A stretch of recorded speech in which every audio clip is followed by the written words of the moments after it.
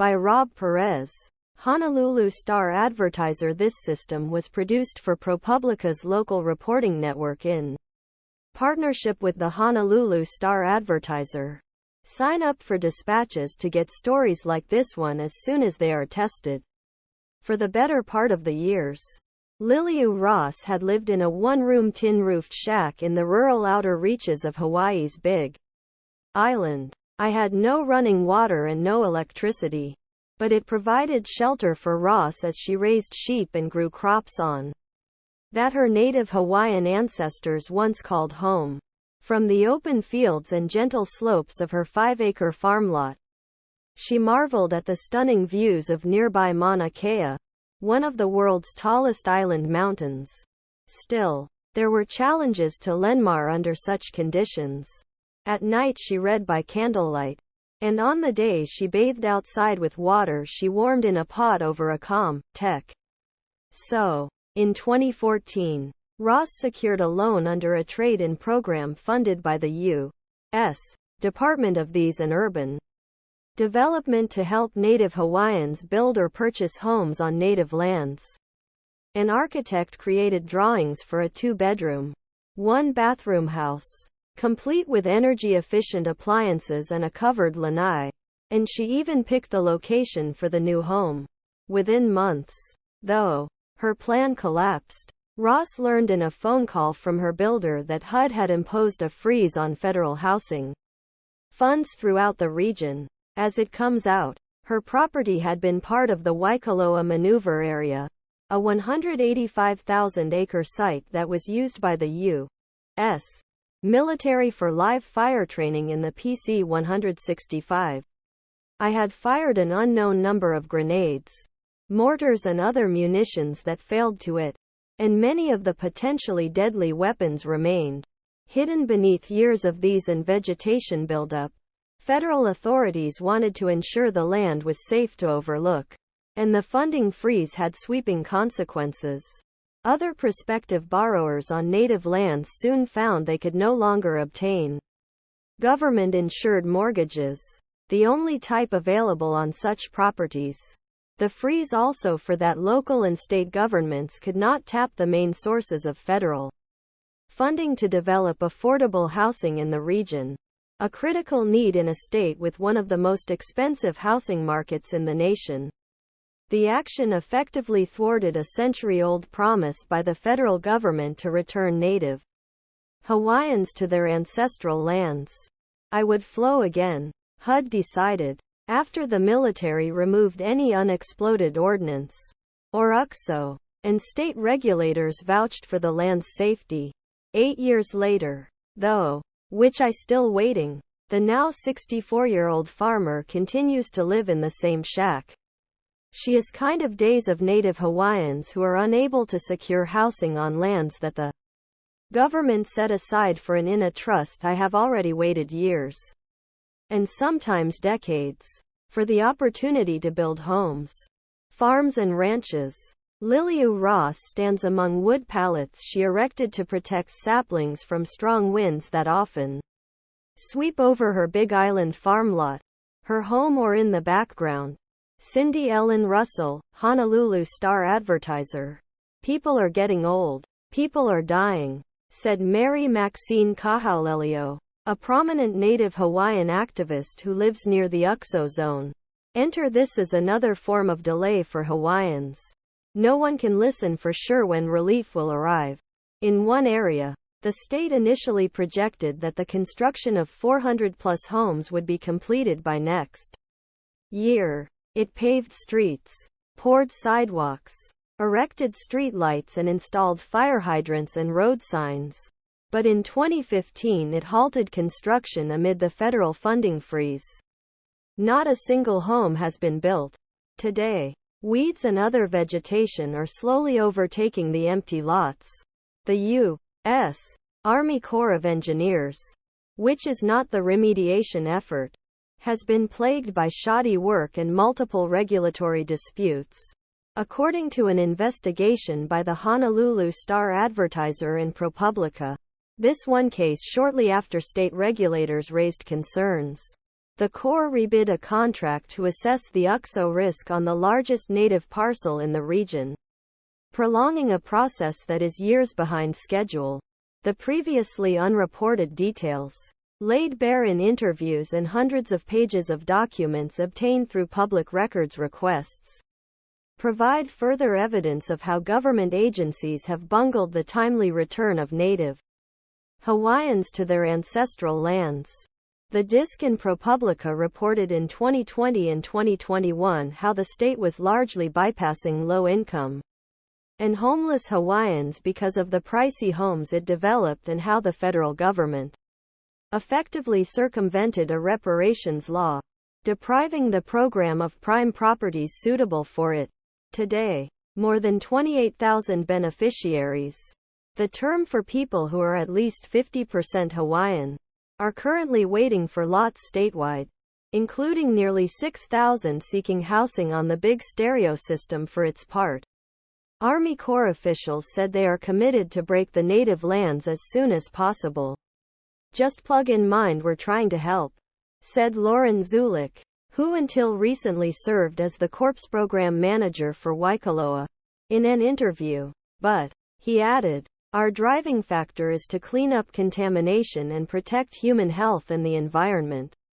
In a written response to the news organization's findings, the Corps said it is committed to getting the remediation done right to ensure these areas are safe, and that every acre that goes through the process is a success toward restoration of lands. Hawaii Island firefighters attend a U.S. Army Corps of Engineers briefing about the ongoing remediation work at the former Waikoloa maneuver area. Cindy Ellen Russell, Honolulu Star-Advertiser. HUD also defended its Waikoloa policy, saying in a statement that it was developed to ensure the safety of all occupants of HUD housing, including native Hawaiians, local leaders, smoothness.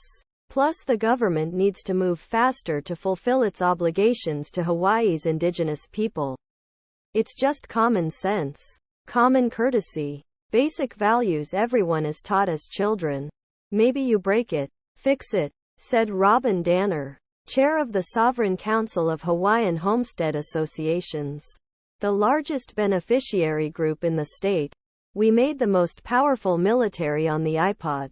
It's just unacceptable that the UXO debacle is still ongoing, truly hurting families, keeping them from using our land. A deadly history. Technicians use state-of-the-art equipment to search for buried munitions in a field next to a Waimea school. Cindy Ellen Russell, Honolulu Star-Advertiser. After World War II broke out, the U.S. used large amount of undeveloped land in the Waikoloa region for so-called live fire exercises, in which Marines trained in battle-like conditions with artillery shells, rockets, grenades, tank rounds and other arms. It was one of several places in Hawaii that the military used for such training. Officials estimated that about 90% of the munitions failed to detonate during the Waikoloa maneuvers. So before leaving in 1946, the military conducted a cleanup operation. Technicians methodically walked the grounds looking for unexploded arms and debris, which were then destroyed or hauled away. In Over the TV, there have been a handful of accidents. In 1954, 2 ranch workers were killed and 3 colleagues injured when an old mortar shell exploded near them. The accident prompted another round of cleanup, but that effort failed to catch many remaining munitions too. In 1983, 2 more features. Soldiers involved in a military exercise were injured when an old shell exploded. Despite the risks, development marched forward throughout the region. The UXO status of the price was hazy in those early decades. Before the Corps took on a formal role, many property owners assumed that the prior cleanups made their land safe to develop, and those who were unsure hired UXO experts to guide construction. Coastal resorts, shopping centers, residential subdivisions, parks and other developments gradually popped up. Among the developers was the Department of Hawaiian Home, which manages nearly 12,000 acres within the UXO zone as part of the land trust it was set up in 1921 by listening to help a people then headed toward extinction. The state took over management in 1959 as a condition of statehood.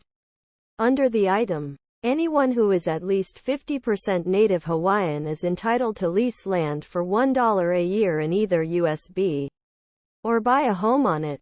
Over the years, scores of beneficiaries did so within Waikoloa. Both the state and federal governments, as any of the trust, are legally bound to ensure the program's success. Government remediation efforts picked up again in the way after federal legislation resulted in the Army Corps being given responsibility for clearing former defense sites such as Waikoloa, and building continued without controversy until 2014, when a Native Hawaiian beneficiary, in fact, the same community where Ross lives, applied for a home loan to renovate his residence, as others had before switching.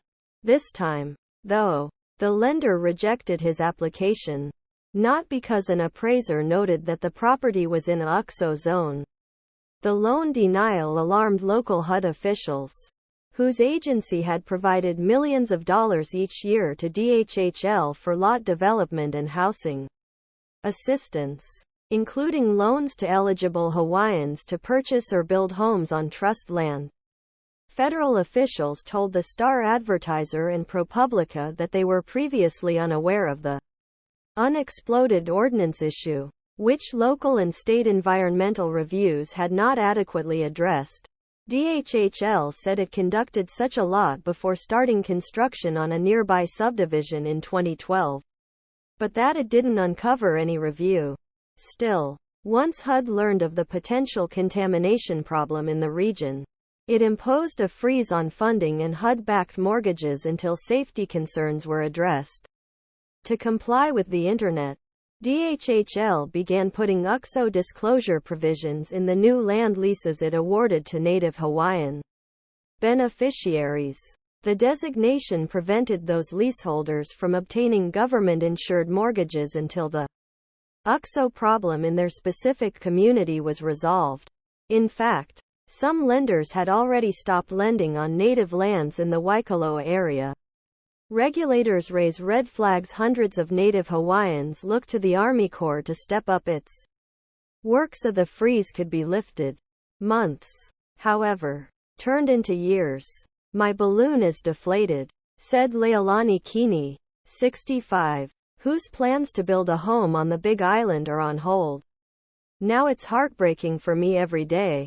Kini and other Hawaiians were counting on the Army Corps to review two key areas.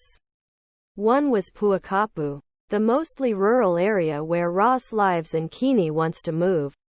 It's the largest trust parcel in the UXO zone and includes nearly 450 lots leased by beneficiaries. In other area was Lalamilo, the location of the unfinished 400-home subdivision. Neither the limitations of technology and other factors. All parties acknowledge it's impossible to remove all munitions from the UXO zone. Hawaii's rugged terrain and high iron levels, for instance, interfere with the digital equipment used to search for buried bombs. Instead, the cleanup goal is to learn the UXO risk to negligible. But at the past 3 presets, State Health Department documents reveal its regulators have raised significant questions about how the Corps performed its assessments in urban areas. In Puakapu, the department issued a scathing response to an initial Corps report, saying there appears to be intentional efforts to omit and obscure relevant data. Regulators also objected to the Corps' finding in the 2018 report that the UXO risk was detected and no further action was needed. They basically were recorded. Hey, we're done, said Sven Lindstrom, the Comfort Department regulator who returned the Corps' remediation work. And we were like, whoa, though, no, you need to talk about this more. You have to allay our concerns that there might still be hundreds of munitions items at this site. The Corps took 2 years to respond. And after that I had to purchase another contractor to help complete the report, which still isn't finished. In fact, regulators questioned the recommendation of new technology the Corps is using to detect munitions. As well, the reliability of its past sweeps of the area. The price was driven by a series of discoveries by workers in other parts of the UXO zone that the federal agency had previously designated as clear. In 2018, for example, they discovered large fragments on the ground and a foot-long projectile just steps away from a low-income apartment complex. The old projects, which still have the potential to explode, was buried just 3 inches below the surface. Weeds overtake the lamp at the Lalamilo housing development in Waimea on July 15. After construction stalled due to concerns about unexploded ordnance. Cindy Ellen Russell, Honolulu Star-Advertiser. To allay concerns, the Corps analyzed 9 past sweeps of the area that includes Lalamilo. The Panasonic, however, were far from reassuring. As it shows in Puakapu, the agency backed away from its initial assessment, telling the state it had low confidence in the effectiveness of its prior work. The Corps is now doing a more comprehensive sweep of Lalamilo, using state-of-the-art equipment, and is discussing the PIP with regulators as the work progresses. The technology dispute, however, remains unresolved. Meanwhile, native Hawaiian beneficiaries regularly drive through the creative site, just off the main road into Waimea. About a dozen told the Star-Advertiser and ProPublica that they often wonder when the project will get back on track. The site's 2012 groundbreaking sign, which is still standing, touts the name of Gov. Neil Abercrombie. He left office 8 years ago. In response to questions from the news organizations, the Corps acknowledged that the remediation process is time-consuming, but the agency won't sacrifice quality for years. Easy to LT. Call. Ryan Peavy, who returned the Corps' Hawaii operations. When at the end of the day, it's about the safety of the people of Hawaii and the trick, he said in an iPod. The Corps said it is highly confident that the Puakapu assessment, once completed, will allay the state's concerns and show that instead of UXO will not be left in the future. The trust lands have been getting special attention in recent years. Officials added, it is a priority for us to try to help the Department of Hawaiian Homelands with their needs for people who are trying to get loans on their properties, said Zulik, the former Waikoloa program manager. The Corps said Lalamilo is currently ranked No. 1 among its Waikoloa priorities and Puakapu is third. Designations that direct resources to expedite the UXO work. Just a few months ago Puakapu was No. 22. A reflection of the fact that the unit had not been used as intensively for live fire training as other sectors. According to the Corps, some beneficiaries believe no remedy is needed in Puakapu. Can say people have worked the land there for decades without incident. And many express frustration that the holder is taking so easy to assess a site they believe is safe. William J. Aila Jr., who oversees DHHL and the 203,000-acre land trust, reflected on the application that must be struck to successfully resolve the only problem. Obviously, we would like to see this effort proceed faster. But we understand the Army Corps has a lot, and we want according to pay a thorough job, AILA said in a statement. Native Hawaiians pay the price. Native Hawaiians are paying the price for the delays. Sometimes quite satisfied. Shirley Gamble de Rego, a Big Island mortgage manager, recalled the ruggedness of a man who, after learning of the UXO delay, paid a private company $25,000 to sweep his mother's land in Puakapu so he could get a loan to replace her aging home. Given that his mother was elderly, the man concluded that he couldn't afford to wait for years for the Army Corps to do its job, said Gamble de Rego, who ultimately helped the family get financing for construction. The best home was completed about 7 years ago. The mother has since died. Others have also had to dip into their own pockets.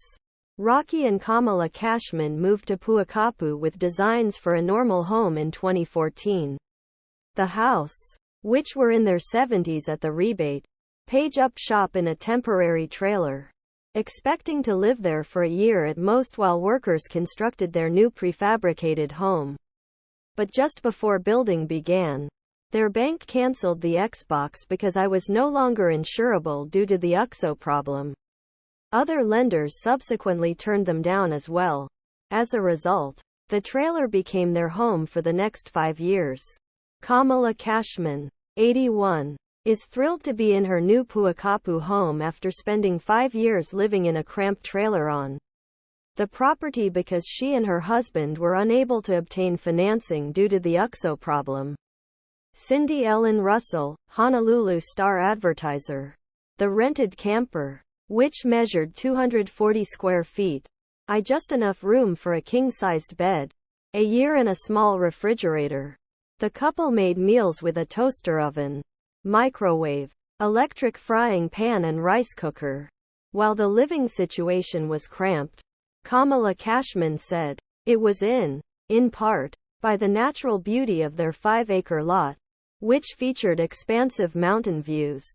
We made it work, she said. The financial cost, though, was significant. On top of converting the day, the Cashmans paid to lease 2 shipping containers to hold their household belongings and a third to store the time and other materials for their new home.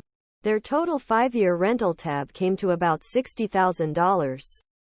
Then, in 2019, the Council for Native Hawaiian Advancement, an advocacy organization for Hawaii's indigenous people, stepped in. Creating the group agreed to lend the Cashmans $300,000 through a program designed to assist Hawaiians unable to get more conventional financing. The council approved the loan even though the UXO assessment in Puakapu was still ongoing. I knew if we didn't step in and help, this product would not be in the trailer, said Kuhio Lewis, the council's chief executive officer. The Cashmans moved into their new home in 2020. The 3-bedroom, 3.5-bath cedar and redwood residence spans about 2,500 square feet of living space, more than 10 times the size of their rented trailer, and features a dome-shaped grate and a wraparound balcony facing Mauna Kea. It's sad that it took 5 years for us to move into something that should have happened in a few months, said Kamala Cashman, who is now 81. That shouldn't be happening at their age, added Noaeu, Cashman's daughter, Rocky Cashman, 81, with his daughter, Noaeu, 60, and their Puakapu homestead. Cindy Ellen Russell, Honolulu Star-Advertiser. The HUD freeze is impacting Native Hawaiians in other ways too. Those who have wanted to sell their homes in the region have had to look for all cash buyers because of the longest of financing, and some have been unable to refinance existing mortgages, which prevented the homeowners from taking advantage of record low interest rates in 2021. Rates have since rebounded to 2-decade highs. The E20s, advocates say, has been that Native Hawaiians have been deprived of building financial equity during a period in which Hawaii real estate values have soared. If any other group were denied such an opportunity, government officials would move mountains to turn that faucet back on, said Relina Fagai, vice chair of Hawaiian Lending Investments, a beneficiary-run organization that helps Hawaiians obtain mortgages on trust lands. Do not for our community. Why is that? A plea for help given how long beneficiaries have suffered under the freeze.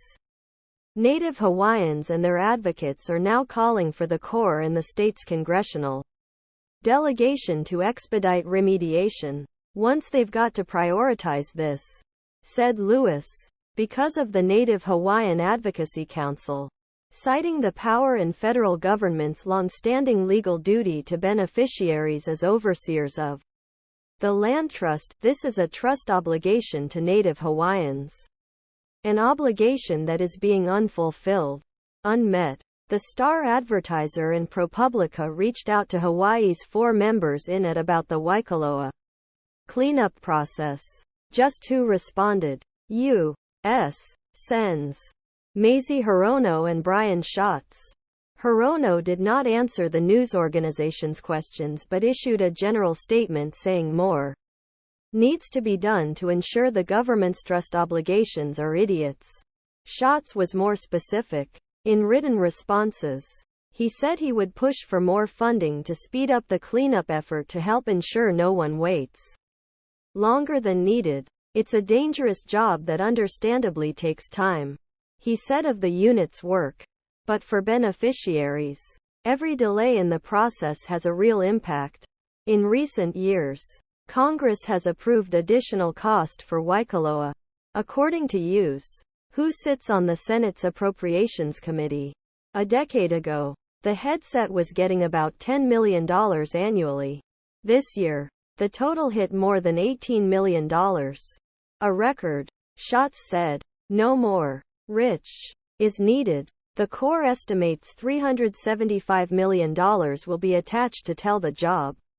Danner, the beneficiary leader, urged DHHL to help supplement the remediation effort. If the A771 were good enough to issue to our 2-story, then they are small enough for DHHL to spend resources to clear the one for safety, she said. But the department, which had a record $600 million from the state this year to boost the native Hawaiian homesteading program, to the federal government is obligated to pick up the dust and dark. For now, Ross continues to wait. Several years ago, she added a specific room to her shack and now has running water and a power outages. But it is losing hope that she'll ever see an actual house. There's a lack of these for the Hawaiian people, she said, so we'll just continue to be successful on our trust land. Liliu Ross tends to the flock of sheep she raises on her Puakapu farm. Cindy Ellen Russell, Honolulu Star-Advertiser.